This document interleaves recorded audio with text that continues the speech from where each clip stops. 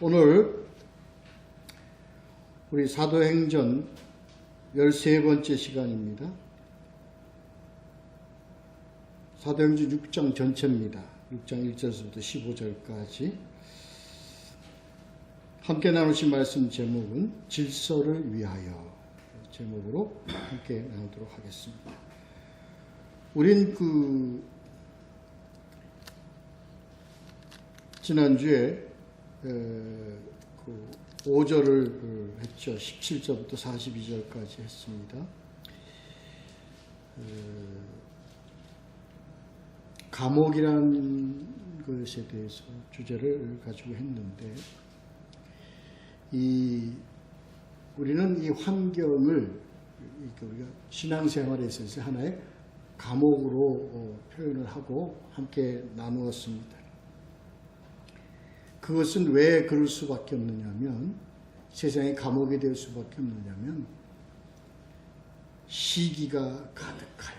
시기가 가득하여. 세상은 복음, 예수 그리스도의 진리, 하늘나라의 진리가 이렇게 전파되고 전해지는 것에 대해서 시기가 가득합니다. 못 견디죠. 그래서 우리는 이것을 종교가 신앙을 시기한다, 이렇게 한번 표현을 해보면서 나눠봤어요. 그러나 하나님은 옥문을 열게 하셔서 우리가 다시 세상으로 우리를 해방시킵니다. 그리고 나가서 그런 목적이 뭐냐? 바로 생명의 말씀을 전하라 하는 내용. 그런 목적을 가지고 하나님은 우리를 그냥 버려두지 아니하시고 우리를 자유케 하십니다. 세상에 나가서 복음을 전하게 합니다. 그래서 교회는 복음을 전하는 사명을 갖고 있다는 겁니다. 교회는 주님께서 우리에게 하시는 그 명령, 생명의 말씀을 전하라. 그 생명의 말씀은 다른 것이 아니고 바로 예수 그리스도의 십자가의 사역과 부활이다. 그것을 예수 그리스도의 이름으로, 복음으로 전하라 하는 그런 사명이 있다, 교회는. 그리고 복음은 복음 자체의 능력이 있습니다. 말씀 자체에 생명이 있는 것처럼 복음 자체의 능력이 있습니다.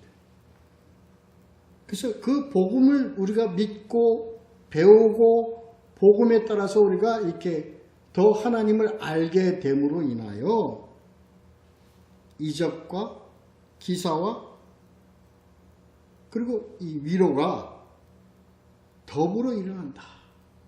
따라서 나타난다. 그래서 이적과 기사는 억지적인 것이 아니고 다른 어떠한 것으로서 나타나는 것이 아니라 바로 복음이 가지고 있는 능력으로 나타난다. 이런 내용을 가지고 말씀을 함께 나누었습니다. 자, 우리가 지난주에 우리가 했던 말씀은 교회 밖에서 세상이 교회를 가두려고 하는 그러한 문제에 대하여 어떻게 하나님이 우리를 이를 극복시키시는가에 대하여 그렇게 말씀을 나누었다면, 오늘 이 6장의 말씀은 교회 내적으로, 교회 안에서 갖는 어려움에 대한 그러한 내용을 가지고서 이 또한 어떻게 우리가 이것을 극복하고 이기고 나아갈 수 있는가에 대한 그런 내용의 말씀으로 오늘 우리 함께 나누도록 하겠습니다. 자, 본문을 보면서 함께 해주죠. 먼저 1절부터 6절까지 말씀을 먼저 보도록 합니다. 그때 제자가 더 많아졌는데 헬라파 유대인들이 자기의 과부들이 매일의 구제에 빠짐으로 히브리파 사람을 원망하니 12사도가 모든 제자를 불러 이르되 우리가 하나님의 말씀을 제쳐놓고 접대를 일삼는 것이 마땅하지 아니하니 형제들아 너희 가운데서 성령과 지혜가 충만하여 칭찬받는 사람 7을 택하라. 우리가 이 일을 그들에게 맡기고 우리는 오로지 기도하는 일과 말씀 사역에 힘쓰리라 하니 온 무리가 이 말을 기뻐하며 믿음과 성령이 충만한 사람 스데반과 또 빌립과 브로고로와 니가노르와 디몬과 바메나와 유대교에 입교했던 안디옥 사람 니골라를 택하여 사도들 앞에 세우니 사도들이 기도하고 그들에게 안수하니라. 어려움은, 교회 내적의 어려움은 어떻게 극복하느냐? 본문에 나와 있는 말씀대로 아주 간단합니다. 사람을 세워 그들로 인하여 이 어려운 문제를 탈피했다는 겁니다. 이 교회의 어려움을 보면 여기서는 헬라파 유대인과 히브리파 유대인, 다시 말해서 헬라파 유대인들은 바로 디아스포라 유대인들을 의미합니다. 히브리파 유대인들은 본토 유대인들을 의미하죠. 간단합니다. 무슨 문제가 생기느냐? 여기는 구제하는 일로 인하여 문제가 생겼다고 합니다. 그런데 우리가 여기에 국한해서 생각할 것이 아니라 우리가 이러한 교회 내적인 여러 가지 문제, 특히 분파 문제입니다. 여기서는 분파 문제를 가지고 다루는 겁니다. 교회가 커지고요. 1절에서 보면 제자의 수가 더 많아지면 따라서 일어나는 문제가 바로 뭐냐? 분파입니다.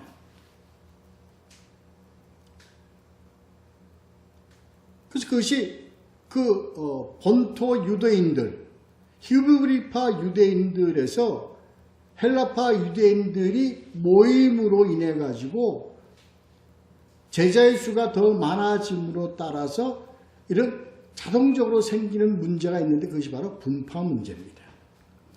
오늘날 우리 교회에서도 이 분파 문제가 피할 수 없는 우리 교회의 문제로 항상 유발하죠. 생깁니다. 지방에 따른 분파 문제. 교회가 처음 개척할 때 중심이 되었던 그 핵심 멤버들에서 교회가 커짐으로 외부에서 오는 교인들, 그래서 이걸 쉽게 얘기하면 박힌 돌과 굴러 들어온 돌입니다. 이런 문제가 교회에서 암암리에 이런 문제의 분파 문제가 생깁니다. 또 있습니다. 빈부의 문제입니다. 교회에서 있는 사람과 없는 사람이 보이지 않게 갈라지게 됩니다. 또 있습니다. 우리가 피할 수 없는 문제, 바로 교회와 사회의 문제입니다. 정치의 문제입니다. 보수와 진보. 이런 문제가 교회에서 분파로 갈라져 버리고 맙니다. 지방의 문제, 경상도와 전라도 다 잘 알고 있지 않습니까? 갈라집니다. 물과 기름처럼 같이 섞이지를 못합니다. 섞일 수가 없습니다. 오늘 교회 문제는 바로 이러한 문제를 두고 이 교회가 어떻게 이것을 해결해 나가는가 하는 것을 우리에게 제시합니다. 다른 거 없습니다. 뭡니까? 사람입니다. 여기서 7집사로 나왔는데 사람이 이 모든 문제를 해결한다는 겁니다. 이 사람을 교회에서 우리는 이를 뭐라고 부르느냐? 동역자라고 합니다. 그래요?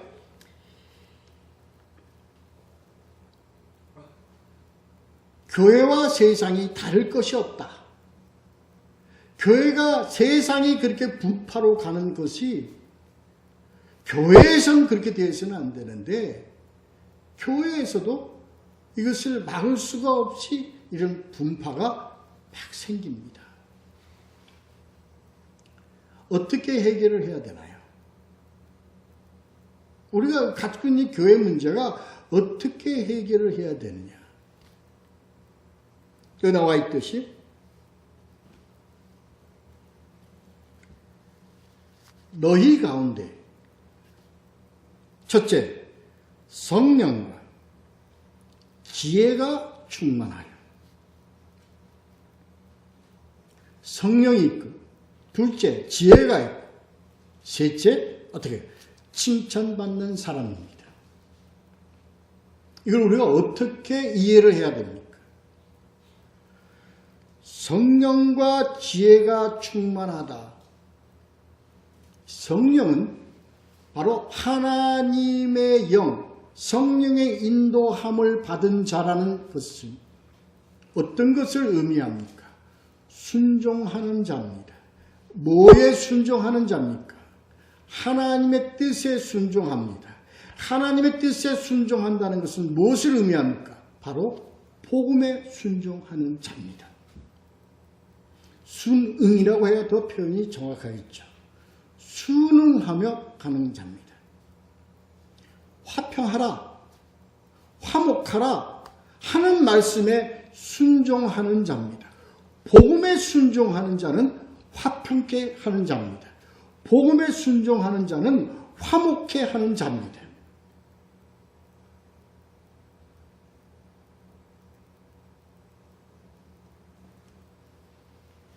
지혜가 충만하다는 것은 하나님의 복음에 순응하는 자는 세상 것과 같지 않은 예수 그리스도의 지혜를 소유할 수 있는 자입니다. 예수 그리스도의 지혜를 소유한다는 것은요, 특별하게 무슨 천재가 된다는 것이 아니라 슬기로워진다는 겁니다. 지혜롭게 일을 다루어 간다는 겁니다. 다시 말해서 이를 성경에서 우리가 뭐라고 표현하느냐? 온유한 자라고 합니다. 그래서 성경에서 지혜의 온유함으로 표현을 하고 있습니다. 그래서 말씀에 순종하고 성령의 인도함을 받는 자는 매사의 모든 처리를 온유하게 지혜롭게 처리할 수 있는 능력을 가질 수 있는 자가 되는 겁니다. 오늘날 교회에서요, 사람을 뽑을 때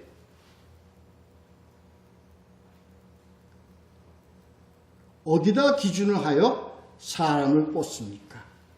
아니, 중직을 세울 때 무엇을 기준으로 하여 중직을 세웁니까? 그들은 성령의 순응, 다시 말해서 복음에 순응하는 자를 말로는 그렇게 세운다고 할지 모르겠지만 실질적으로는 그렇게 세우기가 힘듭니다.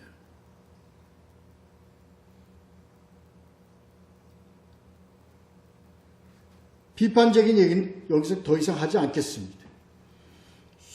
하나님의 복음에 순종하는 자의 기준, 잣대를 들이대야 합니다. 사회의 명성이나 사회의 지위나 세상의 학식에 따라서 사람을 세우게 되면 그 세우는 그 기준 자체가 비껴나가는 겁니다. 하나님 뜻에 맞지 않습니다.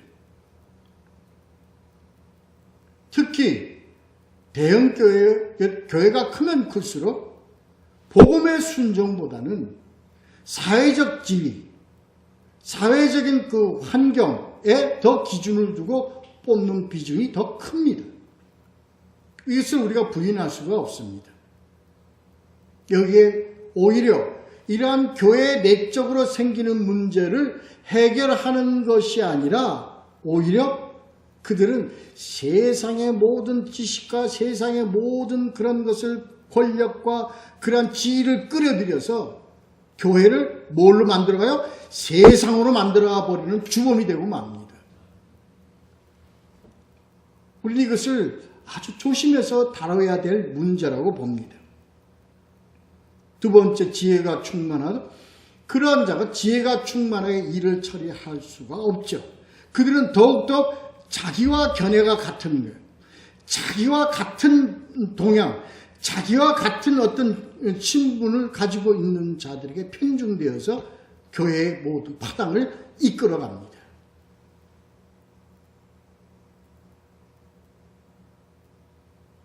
교회를 아주 쪼개는 일에 아주 선두기 역할을 하는 자로 만들어가 버리고 만다는 거죠.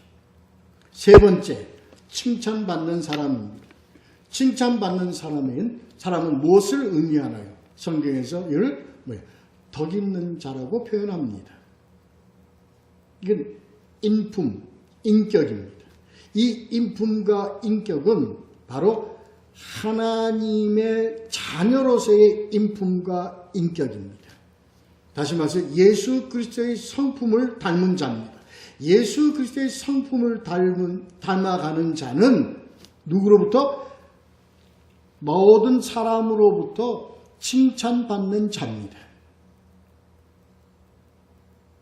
이러한 자들로 세우면 교회 문제가 아무 문제 없이 해결이 되어질 수 있습니다.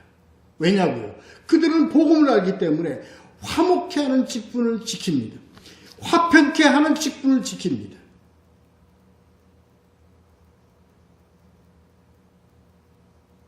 거기에는 헬라파와 히브리파 유대인들을 다 어떻게 그들을 다 품고 그들을 다 함께 나같이 생각하고 서로 같이 융화하며 서로 같이 화평하며 이러한 교회로 이끌어가는 자들이 되기 때문에 그렇습니다.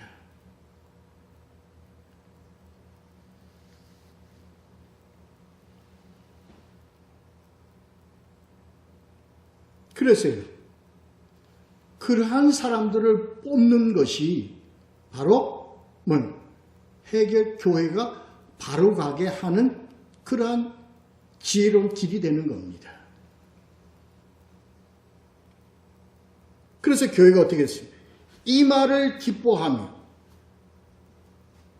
5절에 믿음과 성령이 충만한 사람.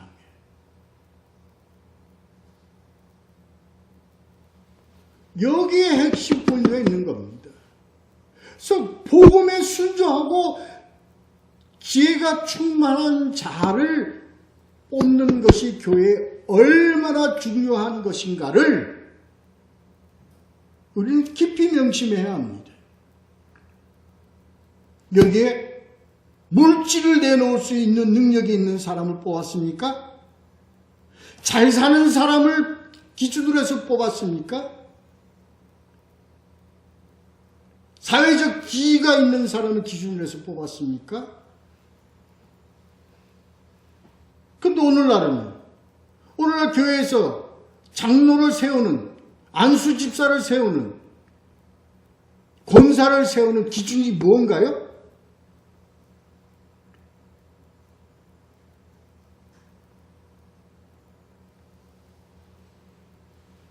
분명히 알아야 됩니다. 아니, 여기 교회가 이것을 중요하게 생각하고 이것이 교회를 바로 이끌어가는 길이라는 것을 망각해버리기 때문에 그렇습니다.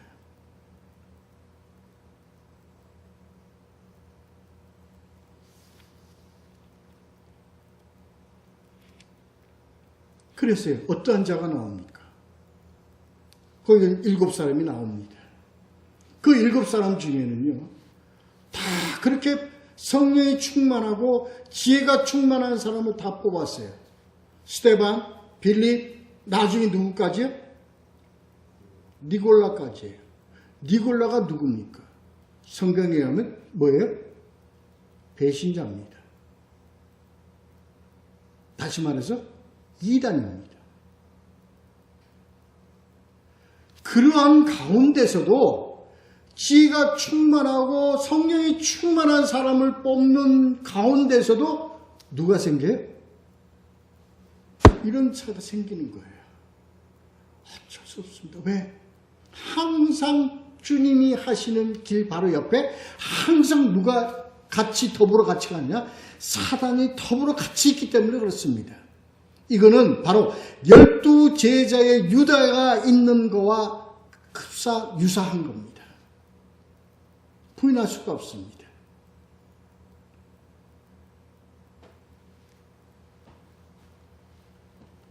그렇게 하는데도 이렇게 성령이 충만하고 지혜가 넘치는 사람을 뽑는데도 불구하고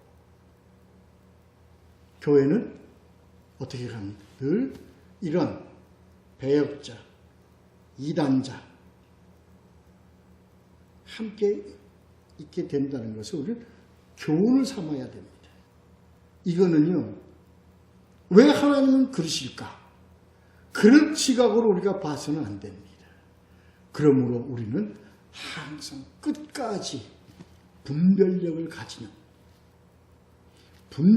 가지고 신앙생활을 해야만 된다는 경종을 우리가 알아야 됩니다.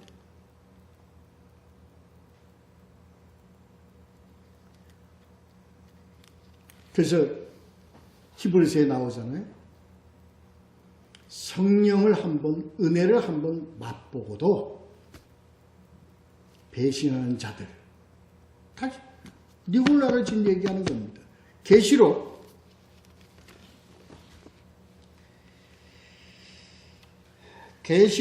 2장 6절에서 15절의 말씀을 보면 이 니골라에 대해서 설명이 나와 있습니다.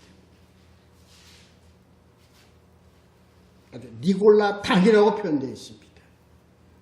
그 배교자입니다. 배교자는 말은 믿었다가 배신한 자를 얘기하는 겁니다.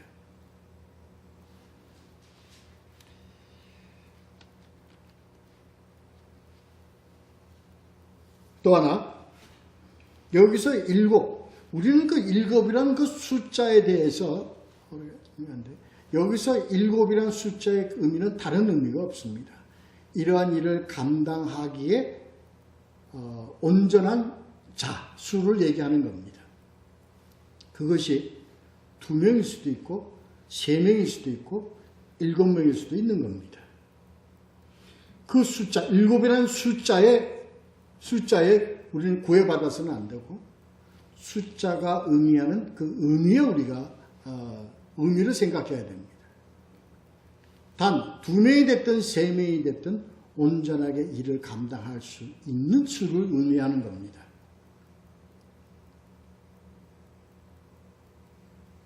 그렇습니다. 자, 그럼 7절서부터 7절을 한번 보겠습니다.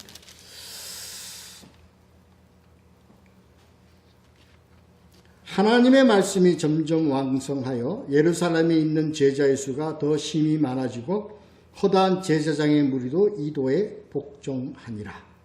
이 7절의 말씀을 우리 한 절 좀 유의 깊게 봐야 합니다. 이 동역이라는 것이요, 동역자가 좀 7사람이 7집사, 오늘날 말하면 이제 우리 교회를 말하자면 장로로 보면 되겠죠. 교회의 모든 일을 치리하는 자, 말씀을 선포하는 그러한 그 일 외에 행정, 그 다음에 그 봉사, 구제, 이 모든 일들을 책임지고 처리하는 자들 7집사니까 오늘날 말하자면 장로죠. 또 뭐 어떤 안수집사, 또 뭐 권사, 뭐 크리스찬 리더 모두를 다 의미한다고 볼 수 있겠죠. 동역을 하는 의미가 있습니다. 동역을 하는 의미가 바로 목적, 의미가 뭐냐? 7절에 나와 있지. 하나님의 말씀이 점점 왕성하여 가게 하기 위해서입니다. 모든 것이 무엇을 위한 겁니까? 복음을 위한 겁니다. 하나님의 말씀이 점점 강성하여져 가기 위한 겁니다. 바로 알아야 됩니다. 그래서 동력하는, 말씀을 전하는 자나 말씀을 전하는 것에 동력하는 자의 모든 자들도 다 뭐예요? 이 모든 복음을 해서 말씀이 왕성해져 가는 일에 다 충성하는 동력의 관계라는 것을 우리가 잊어서는 안 됩니다. 예를 들까요? 먼저 나오는 스데반과 빌립은 이런 구제와 모든 그런 봉사의 일을 시작하는 사람들이지만 곧 이어 7장은 스데반이 복음서 성경에 기록된 가장 훌륭한 설교를 하는 자가 됩니다. 어폐가 있죠. 왜? 아니, 봉사를 위해서 선정된 자가 어떻게 그 유명한 설교를 할 수 있는 자가 되는가 하는 것에 대한 의문을 가질 겁니다. 스데반만 그렇다면 모르겠는데 그 다음에 나오는 빌립도 사도행전 8장에서 명설교를 하는 설교자로 그가 등단합니다. 이 얘기는 봉사와 말씀이 분리돼서 가는 것이 아니다라는 것을 얘기하는 겁니다. 봉사하는 자들도 교회를 치리하고 교회 봉사하는, 교회에 우리가 헌신하는 자들 모두가 다 뭐에 복음과 하나로 연결되어 있다는 것을 의미하는 겁니다. 저는 이 의미에 이 교회, 앞으로 교회의 방향, 이 의미를 굉장히 깊이 두고 갑니다. 글쎄, 모든 봉사도, 모든 봉사자와 교회의 모든 리더들도 뭘 중심으로 해 가야 되느냐? 복음 중심으로 가야 합니다. 복음 중심으로 가고 복음도 전할 수 있는 능력을 가지고 가야 그것이 동역자로서의 자격이 있다고 저는 감히 얘기합니다. 이것을 교회에서는 피해갑니다. 알면서도 피해갑니다. 왜 그럴까요? 그건 여러분 각자 생각하십시오. 제가 굳이 설명 안 하는 것이 나을 것 같습니다. 근데 이거 하나만은 분명합니다. 봉사자들도 복음 전달자, 복음 선포자가 되어야 합니다. 저는 우리 교회에서도 이런 평신도가 하나님의 복음을 명설교와 같이 복음을 전할 수 있는 자가 나오면 저는 너무나 행복하겠습니다. 왜요? 하나님이 기뻐하실 것이기 때문입니다. 왜 기뻐하시냐고요?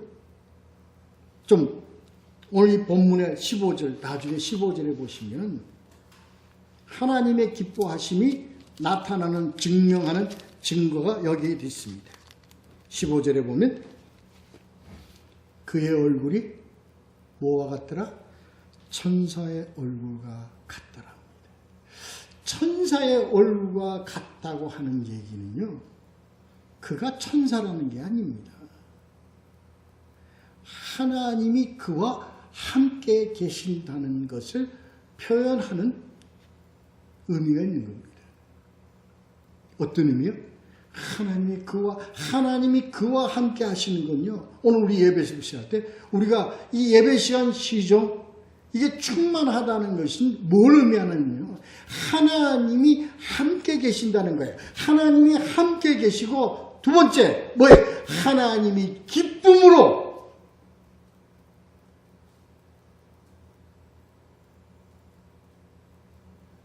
예수 그리스도가 세례를 받고 나올 때 하늘에서 이런 소리가 들린다. 뭐예요?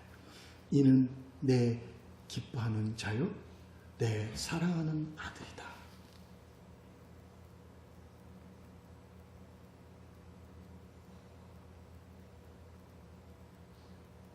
하나님께서 우리를요, 우리가 하나님의 뜻에 우리가 합당하게 삶을 살아가고요, 하나님의 기름 부으심을 받아서 우리가 하나님의 사역에 헌신하는 자가 되어질 때 선제 조건이 있습니다. 하나님의 뜻에 합당하게 복음에 순종하며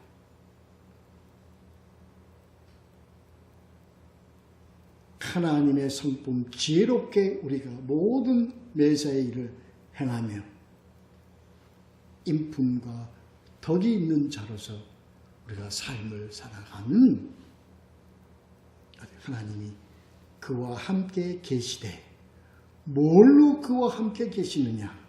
하나님의 기뻐하심으로 함께 계신다는 것을 우리는 알아야 합니다. 이게 하나님의 축복이에요. 스데반이 하나님의 축복을 마음껏, 하나님의 복을 마음껏 받았다는 그 증명, 표현이 어디에 나오냐? 우리 다음 시간에 볼 다음 장에서 설교를 한 후에 돌을 맞을 때 그의 얼굴은 어디? 천국을 보는 얼굴로.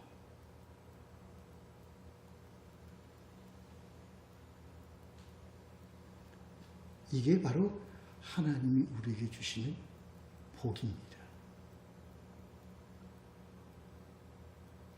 복이란 확신입니다. 복이란 내가 아는 겁니다. 복이란 내가 보는 겁니다.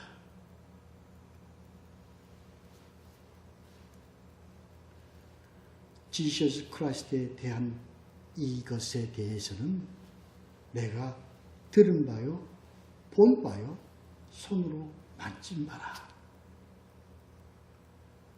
이렇게 되어질 때 우리는 하나님이 복받은 자라고 합니다.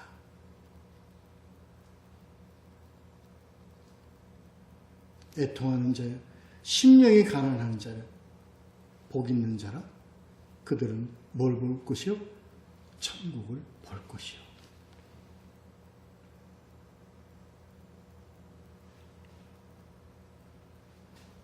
그렇습니다.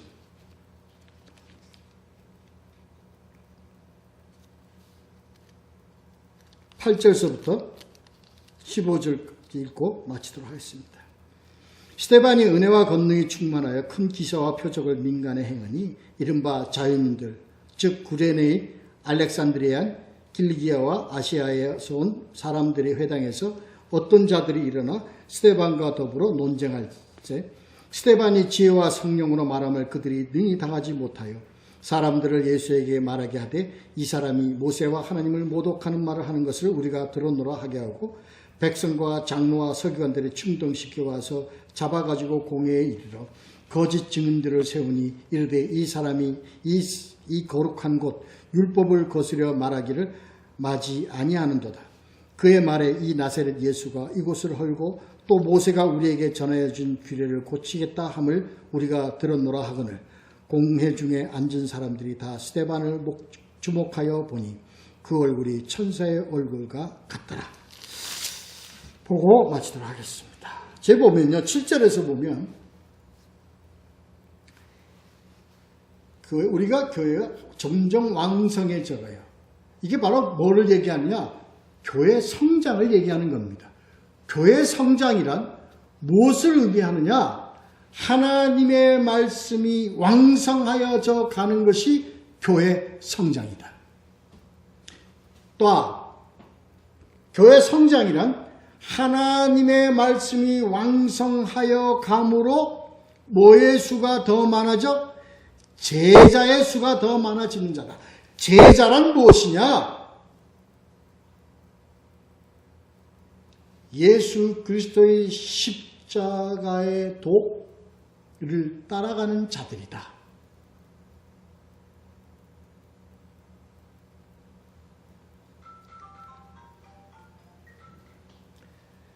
그래서 제자의 수가 더 많아지면 어느 정도까지냐? 아주 이 클라이막스입니다. 이 표현, 제사장의 무리도 이 도에 복종하니란 이 의미를 우리가 잘 알아야 됩니다. 이게요, 바로 뭐냐? 복음의 온전함입니다. 복음의 온전함을 이렇게 표현합니다. 제사장이란요, 뭐에 의존하는 자들입니까? 그들은 율법에 의존하는 자들입니다. 그들이 복음이 이들에게 적용되어지면 그들은 뭘 버려야 합니까? 자기네들의 직분을 버려야 됩니다. 왜? 복음에서는 더 이상 제사가 없기 때문에 제사장은 그걸로 끝입니다. 복음을 받아들이면 제사장은 끝입니다. 그럼에도 불구하고 제사장이 뭐예요? 십자가의 도, 예수 그리스도의 도를 따른다고 되어 있습니다. 복음이, 율법이 복음에게 순종하는 겁니다. 율법이 복음을 받아들입니다. 이게 바로 뭡니까? 복음의 온전함입니다. 이해가 되십니까? 복음의 온전함이란, 복음은 율법이 율법으로만 끝나면 그거는 온전한 것이 아닙니다. 율법이 복음에 순종하고 복음을 온전히 받아들여야만 온전함을 이루는 겁니다. 이것이 되면 온전한 겁니다. 교회가 이것이 되어져야 돼요. 율법과 복음이 온전히 온전함을 이루는 이것이 바로 교회의 온전함입니다.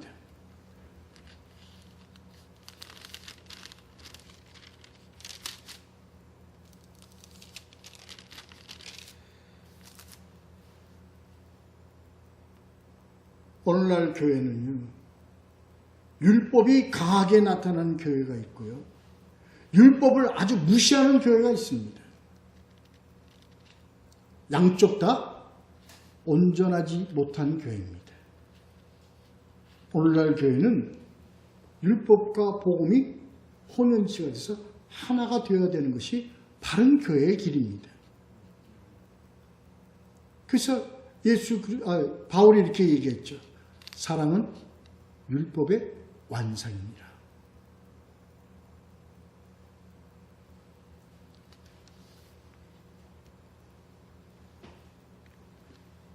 제가 좀 전에 7 집사 중에서 배역이 항상 따라간다 했습니다. 이렇게 해서 말씀이 왕성해져 가고요, 충만해져 가고요, 이렇게 제자의 수가 많이 늘어가는데, 그 다음에 곧 따라오는 것이, 그게 바로 뭐냐? 바로 이 사단의 모함. 지금 18절서부터요 15절까지는 내용이 예수 그리스도의 재판과 십자가에 가서 죽음에 처해진 그 내용과 지금 평행으로 가고 있습니다. 그렇죠? 읽어보면 그렇습니다. 그들이 다 예수 그리스도를 공회에 재판한 것과 같이 지금 스데반을 공회에다 갖다 가운데 세워놓고 재판하는 것과 유사합니다. 이것을 이런 스데반에게 주어진 하나님의 복입니다. 복입니다. 이걸 아는 스데반이 얼굴이 천사와 같더라. 어떻게 해서 이렇게 그가 재판을 받고 그가 돌에 맞고 그리스도가 십자가에 못 박힌 것 같이 그렇게 순교당하느냐 하는 그 핵심적인 복음의 내용이 우리 다음 주에 할 우리 스데반의 설교의 내용에서 한번 뿌리 깊게 아주 낱낱이 토막을 해서 한번 우리가 그 말씀 내용을 한번 보도록 합시다.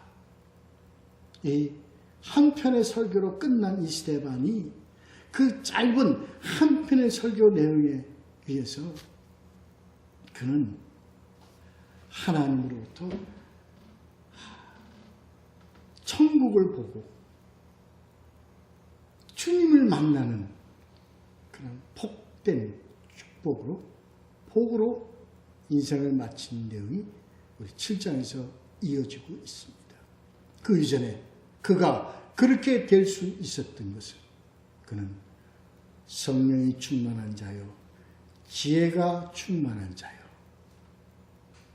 그리고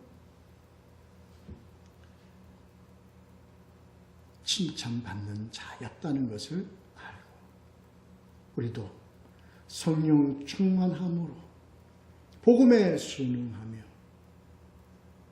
모든 메시아 예수 그리스도의 성품에 따라 지혜롭게 온유한 지혜로 우리가 다룰 수 있으며 덕 있는 자로서 인품을 갖추는 자로 우리가 살아가는, 그래야 하나님이 기뻐하시는 임재와 함께 동행하는 우리 모두가 되시기를 예수 그리스도의 이름으로 축원합니다. 기도하도록 하겠습니다.